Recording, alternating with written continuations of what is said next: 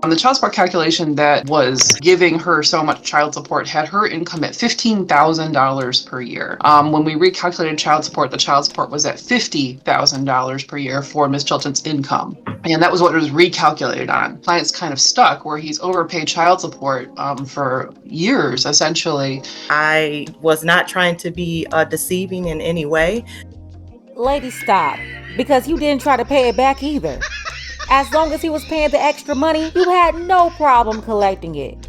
Today, the father is the one who brought the mother to court. He's the plaintiff in this case after overpaying child support for several years, and the attorney says it was because of the mother's misrepresentation of her income. So now he's in court to straighten this out. We're going to get into it, but first, take a second to make sure you're subscribed to the channel and click the notification bell for all updates. This matter is before the court on the plaintiff's motion for repayment of overpayment of child support. I've read the pleadings, Ms. Greenlee Court. Is there anything else you have to add? The only other thing I have to add, Your Honor, is looking back at the documents, the calculation, first of all, Ms. Chilton is an intelligent woman. She knows how child support works. The child support calculation that was giving her so much child support had her income at $15,000 per year. When we recalculated child support, the child support was at $50,000 per year for Ms. Chilton's income.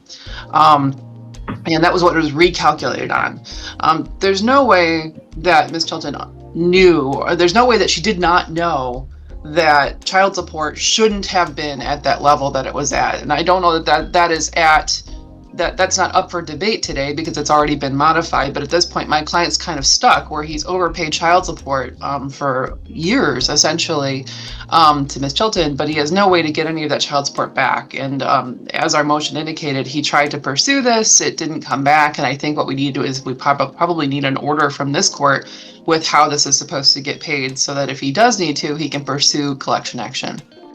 So obviously, this isn't some spring chicken. The mother is definitely not a Gen Zer or a millennial. She's looking pretty seasoned, maybe a Gen Xer. So this isn't her first rodeo, and I bet this isn't the first man that she's had on child support, which is why the attorney said that she knew what she was doing. And it sounds like child support was calculated by also considering the mother's income. The mother told the court she was only making $15,000 when she was making $50,000. Causing the father's child support to be calculated at a higher rate. The father was paying this extra money for a couple of years, but since got it modified to reflect the mom's real income, but she never paid the money back to him that he overpaid. And if he thought this old flamingo was going to just hand him back the money, then I don't know what he was thinking, because of course a city girl would never do that, especially not an OG city girl. So he had to drag this woman back into court in front of the judge to force her to do the right thing. But let's see what happens. Okay. Thank you, Your Honor. Thank you. Ms. Chilton, what's your response? Good morning. At the time when this was calculated, as I presented to the court, I was only working part-time, and the order was based on that part-time work ending in that summer of June or whenever that school year ended. And again, as I put in my answer, that I was not going to be working over the summer because I was going to school. And then once I went back to work in August, which I did have a full-time job at that time, that is when I submitted the documentation to the child support court that I was in fact earning more money. So I did submit documentation. I didn't understate any income. We had to submit documentation to the court at that time to prove my income at that time. And so I don't feel like it is at my fault that that the child support stayed in that way. Once I submitted documentation to the court of my full-time employment, it had not changed, so I took it back to the court. I submitted it twice, as you will see in the documentation and supporting evidence that I did submit this documentation to the court twice. Okay, so she was out of work for 1 month. That's it? For school? And by the way, this year, 2024, let's go ahead and retire conversations of AARPH people talking about going back to school. Like, I don't want to hear no 50-year-old people talking about going to school. I just don't want to hear it. But her argument is that at some point, she told the child support office that she was working full-time. They never changed the payment.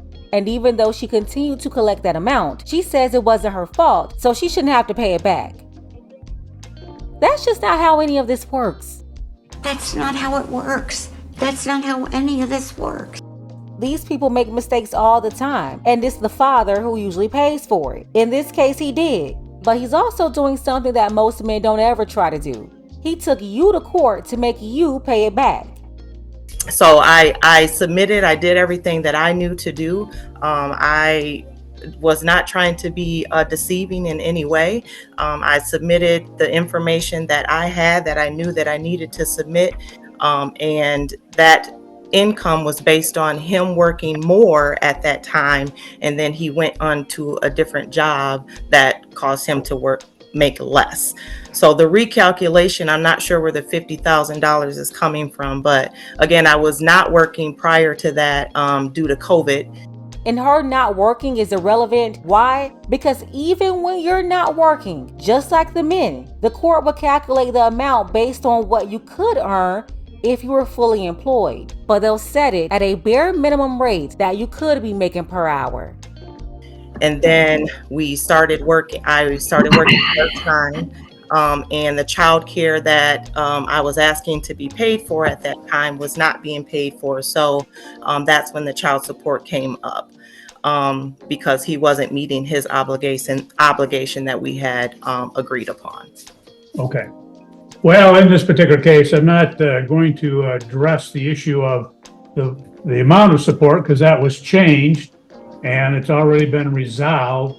I understand the arguments, but it would be inequitable to charge the plaintiff an amount, and again, it would in essence have him paying over $7,000 that he should not have had to have paid had it been calculated at that correct amount at that particular time. So the court is going to grant the motion for the repayment.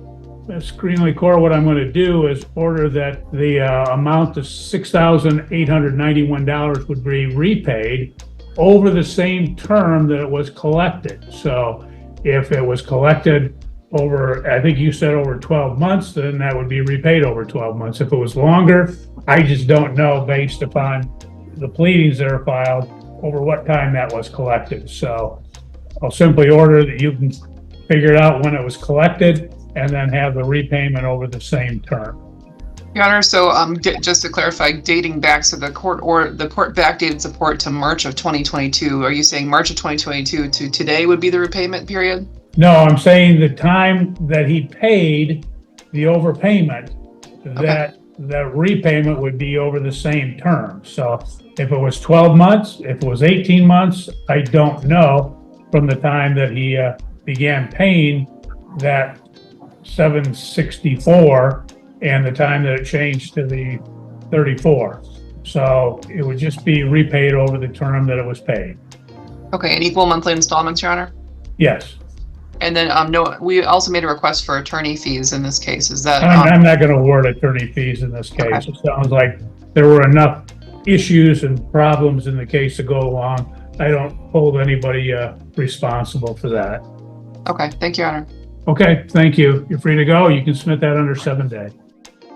And here's another thing I don't like. This is a very slow repayment process. It's going to take her a couple of years to pay it back, because we already know she's not going to make a lump sum payments and satisfy her debt quickly. You have a lot of people out there who don't like to pay their bills, especially their debt. That's why they end up with bad credit. Hopefully, though, that's not her, and she'll find a way to quickly pay them back. It's funny how they don't garnish her tax return like they usually do the father's. And the judge also did make her pay court fees. Remember in the last case I covered, that came up in the comments? Someone said, why is it that they always make fathers pay court fees? And you already know there's always a flamingo there, running interference with the baby bop bimbo babble, saying it was because the father was a defendant. When we all know it doesn't matter whether the father is the plaintiff or the defendant. I never hear the mother being told to pay those court fees. Here's an example where the mother was a defendant. She also lost the case, but was not ordered to pay court fees. The judge also didn't make her pay attorney fees either, when the attorney was suggesting that the mother misrepresented her income on purpose. So the dad was overcharged, and the cost for the attorney is just on him? Well, since they don't want to blame it on the mother, why won't they make the child support office pay it back? If he didn't do anything wrong, whoever was wrong should have to reimburse him for his attorney. I'm telling you, any guy silly enough to sign up for this in 2024, I don't know what to tell you at this point. You obviously want this drama. Let's go ahead and get the conversation started. Let me know what you think about this below. Don't forget that you can support this channel as well. Links to Cash App and PayPal are below. Ladies, fellas, want a balanced analysis, want the truth from a woman's perspective? Then you're going to want to subscribe to this channel and don't forget to like and share.